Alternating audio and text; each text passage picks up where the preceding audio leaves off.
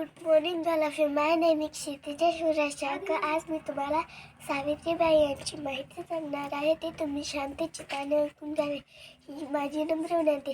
सावित्रीबाईंचे पूर्ण नाव सावित्रीबाई ज्योतिबा फुले असे होते.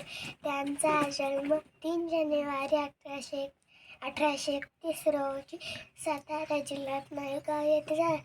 ती भारतातली पहिली महिला शिक्षिका होती.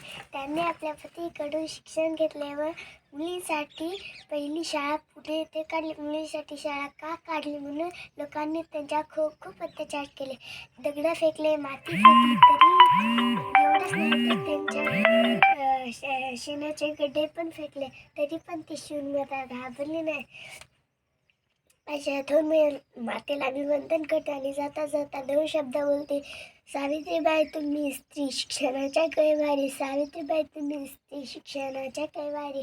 तुमच्यामुळे शिकत आहे आज प्रत्येक नारी, आज प्रत्येक नारी.